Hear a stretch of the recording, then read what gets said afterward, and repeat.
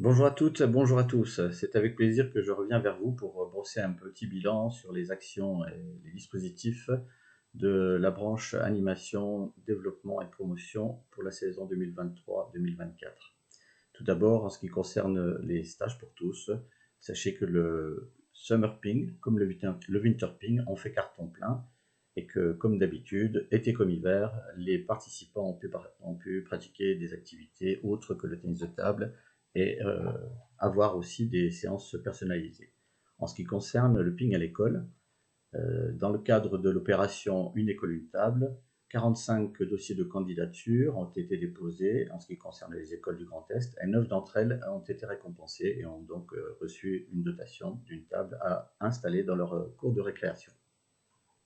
Le ping santé a vu la signature de 7 conventions avec des établissements de santé et pour la première fois donc avec certains dans le cadre de la convention France Alzheimer ou France Parkinson, ce qui est une nouveauté qui nous a permis d'étendre un petit peu ce dispositif.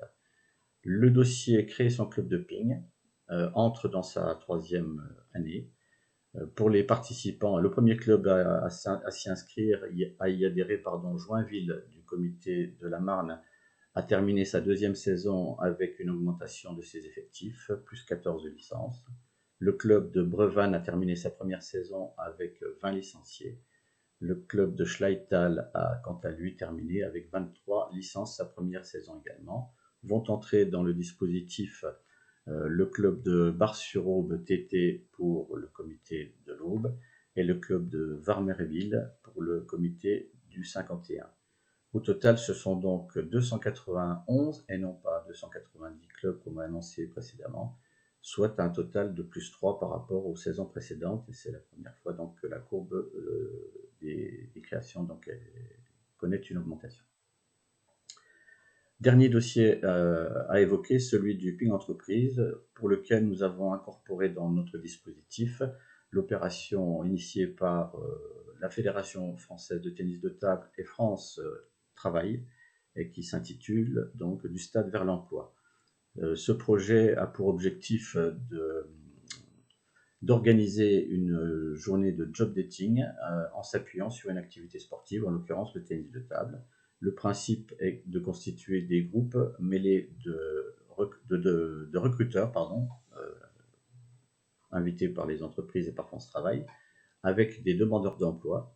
Ces groupes font un rallye sur des ateliers donc aménagés. À l'issue de ces activités, un repas est pris en commun et après ce repas, l'anonymat qui était de rigueur est levé pour permettre donc aux recruteurs de recevoir pour des entretiens des demandeurs d'emploi. Ce projet a été développé sur 2 sites cette saison, à Batilly et à Metz au mois de juin dernier. Et à chaque fois, une centaine de participants ont pris part à ces actions et à ces animations. Voilà, c'est donc un vif succès et j'espère que nous allons pouvoir le poursuivre. Je vous remercie pour votre attention et je vous souhaite une excellente saison 2024-2025 comme le temps passe. À bientôt. Mesdames et messieurs les pongistes du Grand Est, bonjour. Emmanuel Legris, vice-président en charge de la gestion de l'activité. Cela concerne les commissions sportives, d'arbitrage, médicales et emploi et formation. Les présidents de ces commissions sont respectivement Françoise, Johan, Jean-Luc et Anthony. Pour l'activité de la saison 2023-2024, RS pour la commission médicale. Fait marquant pour la commission sportive, où les compétitions ont retrouvé leur niveau normal. 981 équipes inscrites en phase 2 contre 912 en 2022-2023. La pyramide a été modifiée, permettant de faciliter la géographie. Lisez bien les circulaires sur le site de la LGETT qui rappellent les précisions de règlement et évitent ainsi les litiges. Un constat, nous avons affaire à une forte augmentation des demandes de report de rencontres et donc des refus, comme avant Covid. Pour le critérium, 1808 inscrits contre 1608 en 2022-2023. À l'écoute des joueurs, une modification du règlement a été faite, avec le retour à un système de montée-descente à chaque tour, des tableaux de nombres identiques à chaque tour et l'obligation de participation. Les finales régionales par classement, 1108 inscrits contre 895 joueurs, En clair, une belle saison. Pour la CREF, la formation pour l'arbitrage a fonctionné à plein pendant la saison. 63 AR, 46 JA1 et 12 JA2 ont été formés. À noter la réussite au grade d'AN et de JA3 de Pierre-Alexandre Cousin et de Franck Lebrun. Les formations d'initiateurs de clubs ont été mises en place dans les différents comités pour former 50 stagiaires.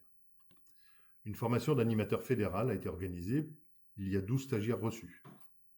Une formation d'entraîneur fédéral. 5 entraîneurs ont été reçus. La session du BPGEPS, qui s'est terminée en décembre 2023, a vu 8 nouveaux entraîneurs arriver sur la Ligue.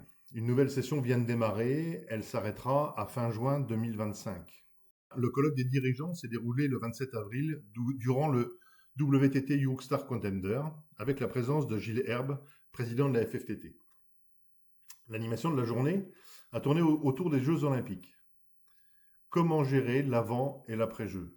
C'est un phénomène qui nous concerne tous aujourd'hui. Je vous souhaite une bonne saison à tous. Bonjour à tous. Pour la branche communication et valorisation des dirigeants, je rappelle que les 2 objectifs de l'Olympiade sont mieux cibler et diversifier nos actions et nos outils de communication, et puis améliorer notre nouveau dispositif de valorisation des dirigeants. Particulièrement pour cette année qui était une année consacrée aux Jeux Olympiques et Paralympiques de Paris 2024, notre communication s'est bien entendu organisée et amplifiée autour de cet événement. De nombreux passages de la flamme olympique ont été organisés dans notre région et avec en point d'orgue le relais collectif de tennis de table à Metz le 27 juin 2024, une véritable réussite sportive. Deuxième marquant de la saison, c'est la place du trophée des dirigeants de la Ligue qui s'améliore et qui est désormais bien ancré dans nos habitudes. 5 nouveaux trophées ont été décernés pour cette 3e édition et surtout le nombre de votants des clubs qui désignent les vainqueurs, le nombre de votants est resté stable et représente 1/3 de nos clubs. Enfin, 3e fait marquant de la saison était la soirée de remise des récompenses aux dirigeants de nos clubs à Tomblaine, organisée par la Ligue. Elle a été entièrement revue cette année et rebaptisée les Étoiles du Ping. Et elle a eu un beau succès. Et elle mérite d'être encore améliorée les saisons prochaines. Bonjour à tous. En cette année olympique où le ping a brillé plus que jamais à l'occasion des Jeux de Paris 2024, une athlète du pôle espoir a défendu les couleurs de la France à cet événement unique. Charlotte Lutz, en effet, continue son ascension avec cette participation aux Jeux Olympiques, mais pas seulement, puisqu'elle a réussi à conserver son titre de vice-championne de France senior, mais aussi à glaner sa première médaille mondiale avec l'équipe de France à l'occasion des championnats du monde par équipe à Busan. 2 autres joueuses du pôle ont brillé sur la scène internationale. Élise Pujol et Léa Minier ont décroché une belle médaille à l'occasion des championnats d'Europe jeunes. Magnifique parcours européen également pour le club vosgien d'Étival, qui a atteint la finale de la Ligue des champions dames 1 an seulement après que cet exploit avait été réalisé par Metz Tennis de Table. Chez les plus jeunes, cette fois-ci, la saison a été marquée par le triplé historique des Benjamines lors des championnats de France jeunes. Avelina Dirmont-Nunez a été sacrée devant Agathe Adolphe et Alessandra Muller. Ces 3 jeunes filles ont également brillé au championnat de France des régions avec une médaille de bronze glanée pour la sélection du Grand Est, des CFR qui auront lieu en février prochain à Pont-à-Mousson. On n'oubliera pas non plus la finale 100% Grand Est au top 16 U10, dont la prochaine édition, là aussi, se tiendra début janvier dans notre région à Gueux. C'est ici tout le travail de la détection depuis plusieurs saisons qui est mis en lumière, avec désormais l'arrivée d'Elisa Vacara en tant que nouvelle responsable régionale de cette détection. Les équipes du Grand Est sont sorties à 6 reprises, avec de nombreuses médailles, mais pas seulement, puisque des moments de cohésion importants ont été créés, comme en témoigne le stage de préparation au CFR en Occitanie. Pour finir, Le pôle espoir a évidemment brillé sur la scène nationale et internationale, vous l'aurez compris, mais pas seulement. Au-delà de ces résultats, le pôle a glané 29 médailles à l'occasion des championnats du Grand Est à Haguenau, dont 17 en or. La prise de fonction de Sébastien Keller en tant que responsable du pôle marque le début d'un nouveau cycle pour la structure. Je vous souhaite à toutes et à tous une très belle saison 2024-2025.